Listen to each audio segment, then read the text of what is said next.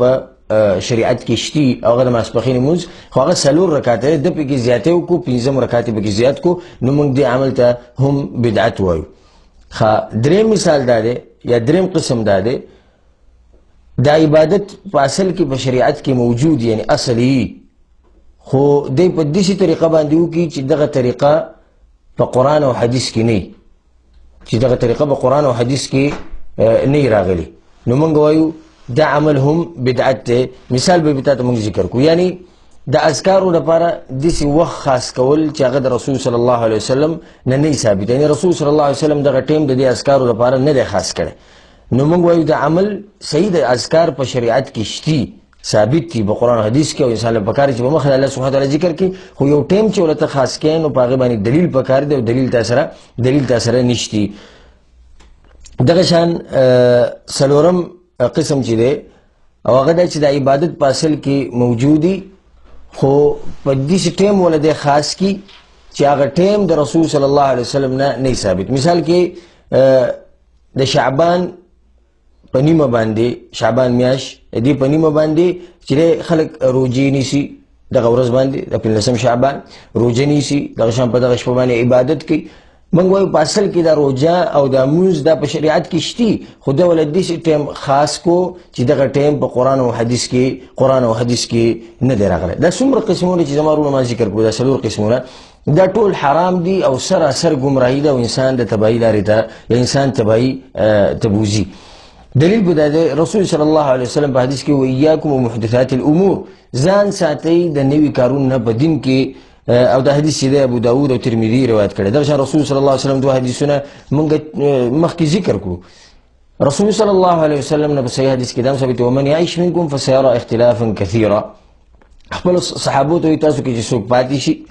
نو هغه به ډېر اختلافات په دین کې ویني، ډېر نوي کارونه به ویني. نو فعليكم بسنتي وسنة الخلفاء الراشدين المهديين من بعدي، نو تاسو بس کوي، تاسو زما نصيحت داده چې بزان باندې لازم کوي زما لار او زما د خلفاء راشدین لار او ابو بکر او عمر او عثمان علي رضي الله عنهم اجمعين، نو د دې طریقه لازم کوي او پخې مضبوطه ونیسي، ځکه چې همیشه د بدعات مقابله په قرآن او حدیث باندې کیږي، د بدعات مقابله په قرآن او حدیث باندې کیږي. نو دا موږ د بدعات اقسام ذکر کړو. اوس بدلته بل مسله هم ذکر کړو او هغه ډیره ضروري مسله ده چې آیا په دین کې ښه بدعت شتي او که نشتي. موږ په دې مسله کې تفصیل نه ځو، خو په اختصار سره وایو چې یو شي ته بدعت ویلی شي نو بیا پکې ښه او بد کولو ته څه ضرورت دی. رسول صلی الله علیه وسلم په حدیث کې وکل بدعة ضلاله یا وکل بدعة ضلاله،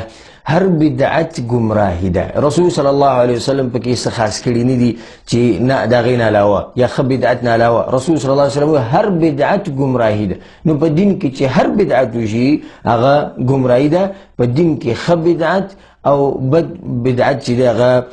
نشتی. او چا چې دې تقسیم کړی دی چې نه په دین کې ښه بدعت هم شته او بد هم شته، نو د هغو سره دلیل نشتی سوای د یو څو حدیثونو نه. یو هغه دا ذکر کوي چې رسول صلی الله علیه وسلم من سن فی الاسلام سنة حسنه، چا چې په اسلام کې یو داسې طریقه ښکلې طریقه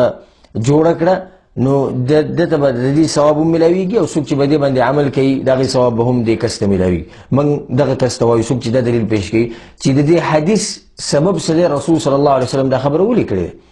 لکه تفصیل وګورئ، تفصیل دې دا دی چې رسول صلی الله علیه وسلم په جومات کې ناسو او غریبانان رالو، صدقه وغوښته او رسول صلی الله علیه وسلم امر وکړو صدقه ورکولو، خو صحابو کې څوک پانسید. نو یو صحابي پاسید او لاړ صدقه یې راوړه او رسول صلی الله علیه وسلم له ورکړه چې د غریبانو له ورکی. نو یو په نمبر ټول پاسیدو او لاړو صدقه یې راوړه. کله چې دغه صحابي پاسید نو نور پاسیدو. رسول صلی الله علیه وسلم دا حدیث وی. مطلب د دې حدیث دا زمارونو او خویندو چې چا په اسلام کې داسې طریقه ژوندی کړه چې هغه مخکې وه په اسلام کې خو پټه شوې وه، د خلکو نه یېره شوې وه، نو دې عمل ته زم چې بدعت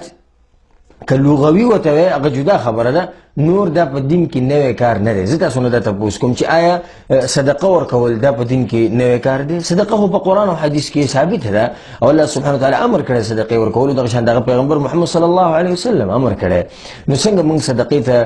بدعت ویلی شي؟ خو دې ځای کې د رسول صلی الله علیه وسلم مراد دا دی چې چا په اسلام کې یو داسې طریقه ژوندۍ کړه، یو داسې لارې ژوندۍ کړه چې هغه د خلکو نه یېره شوې وه، پټه شوې وه، نو دې سړي ته به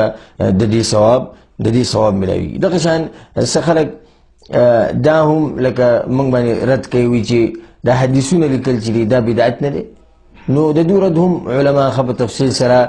کړی دی، او موږ په دې خبره کې تفصیل نه ځو، خو تا ته صرف دومره ووایم چې څوک چې دا وایي چې په اسلام کې ښه بدعت هم شته او بد بدعت هم شته، نو د هغو سره مضبوط دلیل، واضح صریح دلیل د هغو سره نشته سوای د یو څو دلیلونو نه، او د هغې هم علما جواب کړی دی. اوس دې مسئلې له هم لازم راتله پکار دي چې ولې بدعات په خلکو کې راښکاره کېږي. یعنی هر بیماري زمارونو او خویندو چې په جسم کې راځي د هغې څه نه څه وجه ډاکټران ذکر کوي. موږ له هم پکار ده چې دې بدعات وجه ذکر کړو. هر یو کس له به پکار چې دې اسبابونه ځان لرې ساتي. که دا اسباب په هغه کې دننه رالو نو په دې کس کې بدعت دننه راځي. اولنی سبب جاهلتوب یا جاهلیت یا جهل. نو کله چې انسان د دین نه جاهلی یا غافلی نو په دغه سړي کې بدعت راځي. همیشه زمارونو ځان سره دا خبره یاد ساته، کم سړي کې چې بدعت وي نو دی جاهلي، کم سړي کې چې بدعت وي دی جاهلي. ځکه چې رسول صلی الله علیه وسلم په حدیث کې ان الله لا يقبض العلم انتزاعا، الله سبحانه وتعالی به د قیامت په یو نښو کې دام دی چې الله سبحانه وتعالی به د علم اوچت کړي. نو بیا رسول صلی الله علیه وسلم وایي چې الله به داسې نه چوتوي چې را به یې کاږي بره، نه، رسول صلی الله علیه وسلم وایي چې الله به څنګه چوتوي بقبض العلماء، علما به الله سبحانه وتعالی چوت کړي. بیا رسول صلی الله علیه وسلم وایي چې مخکې به خلک بیا ځان له داسې مشران ونیسي چې هغه به ګمراهان او سره به علم نه، نو رسول صلی الله علیه وسلم بخپله به هم ګمراه شي او نور خلک به هم ګمراه کړي. نو همیشه چې په یو سړي کې علم نه او دین باندې پوهه نه، نو په ده کې ډېره یره په ده باندې دی چې داسې نه په ده کې بدعات راشي. دویم د خپل نفس تابعداري کول. کوم سړی چې د خپل نفس تابعداري کوي غالبا دی په بدعاتو او خرافاتو کې لویږي. ځکه چې الله سبحانه وتعالی په قرآن کې فإن لم يستجیبوا لک، ای پیغمبره که دا مشرکین دا یهود و نصارا ستا خبره ونه مني نو په دوی کې یو بیماري ده، او هغه څه فعلم پوه شه انما یتبعون اهواءهم، پوه شه ځان پوه که په دې خبره چې دوی ستا دا خبره ولې ونه منله، ځکه چې دوی تابعداري کوي د خپل خواهشاتو. کم سړی چې د خپل خواهشاتو د خپل نفس تابعداري کوي دا سړی غالبا په بدعات او په خرافاتو کې لویږي. دغه شان دریم سبب چې دی د بدعاتو هغه تعصب کول د خپل مذهب دپاره، د خپل علماو دپاره، د خپل ملک دپاره. کم کس کې چې تعصب بیماري پرته وي دی غالبا په بدعاتو کې ولیږي. نو که څوک د امام ابو حنیفه رحمه الله دپاره تعصب کوي، دته یو خبره دا هم وایي دا عمل بدعت دی، خو دی دغه تعصب د لاسه دا بدعت پرېښودی نه شي. دغه شان څوک چې د خپل ټولګي دپاره د خپل فرقې دپاره تعصب کوي دی هم غالبا په بدعاتو کې پروت وي، او ښه ورته غالبا دا ورته پته وي چې دا عمل بدعت دی په قرآن او حدیث کې نشتي، خو د خپل امام، د خپل ټولګي، د خپل مولوي صاحب، د خپل کلي دپاره دی دا بدعت چې دی دا نشي پرېښودی. څلورم د کفارو سره تشبیه کول. څوک کومو کسانو چې د کفارو سره تشبیه کړې ده دغه کسانو کې غالبا په دغه کسانو کې بدعات او خرافات راځي. په صحیح حدیث کې ثابت دی، ابو واقد الليثي رضی الله عنه حدیث دی چې کله موږ د رسول صلی الله علیه وسلم سره په سفر باندې ووتو غزوه حنین ته، او په لاره باندې هغوی ونه ولیده د مشرکینو چې باندې هغوی به اسلحه ځوړندوله د برکت دپاره، نو موږ هم رسول صلی الله علیه وسلم ته وایي چې زموږ دپاره هم داسې یو ونه جوړه کړه. رسول صلی الله علیه وسلم په هغو باندې انکار وکوي چې تاسو هم په هغه لارو باندې روان شوئ کوم چې ستاسو نه مخکې وو. نو کفارو سره مشابهت دا غټ سبب دی د بدعاتو، غټ سبب بدعت. دا څلور اسباب چې کوم ما تاسو ذکر کړو خویندو، دا په اختصار سره د بدعات غټ اسباب دي. اولنی جاهلیت، او دویم د خپل نفس تابعداري کول، او دریم تعصب، او څلورم د کفارو سره مشابهت. دا مسلې چې موږ کومې ذکر کړې دا موږ د دې لپاره ذکر کړو د اسباب زمارونو چې تاسو دې ځان لرې ساتئ، ځکه چې څوک چا کې چې دا څلور اسباب یا په دې کې یو موجودي غالبا دی په بدعات او خرافاتو کې پروت وي. اوس موږ له یو کس دا تپوس هم زموږ نه کولی شي چې ته خو د بدعتیانو باره کې خبره کې، خو د بدعتیانو علامات او نښې څه دي؟ موږ به څنګه پېژنو چې دا سړی بدعتي دی، دا سړی داسې اعمال کوي چې هغه د قرآن او حدیث په خلاف کې دي یا مخالف دي؟ نو زه هغه ته یو څو نښې ذکر کوم. شیخ الاسلام ابو عثمان الصابوني رحمه الله یو خبر ذکر کړی ډېره ښکلې وي علامات اهل البدع على اهلها بادیه وظاهره وی په بدعتیانو باندې دغه نښې د هغو چې کومې نښې دا ښکاره دي ښه واضحې دي هر سړی پرې پوهېږي او په دغه ټولو کې غټه نښه دا ده معاداتهم لحملة اخبار النبي صلى الله عليه وسلم دشمنی کول بغض کول دا خلکو سره کم چې د رسول صلی الله علیه وسلم حدیثونه یادوي کم چې د هغې علم کوي کم چې هغه خورئ کم چې په هغه باندې عمل کوي نو زما وروڼو غټه نښه د بدعتیانو دا ده چې دوی به همیشه د حدیثو والا سره اهل الحدیث اهل الاثر اهل السنه والجماعه د دوی سره به دوی دشمني کوي بغض به کوي څوک به وایي دا د انګریزانو ټولګی دی څوک به وایي دا د حکومت ټولګی دی څوک وایي دوی د پیسو دپاره لګیا دي څوک وایي دوی خلک ګمراه کوي دا ټوله دشمني په دې باندې دلالت کوي چې دې سړي کې دننه بدعات پراته دي امام احمد القطان رحمه الله وليس في الدنيا مبتدع په دنیا کې نشته یو بدعتي مگر الا ويبغض اهل الحديث مگر هغه به د اهل حدیث سره دشمنی کوي او بغض بکوي ولې سره دشمنی او بغض کوي ځکه چې دغه حدیثونو والا حدیث علما څوک چې حدیث باندې عمل کوي هغه رد کوي د دې په بدعاتو د دوی په بدعاتو باندې نو دا غټه نښه ده د بدعتیانو چې هغوی د اهل الحدیث اهل الاثر اهل السنه والجماعه د هغوی سره به د دوی همیشه دشمنی او بغض ورسره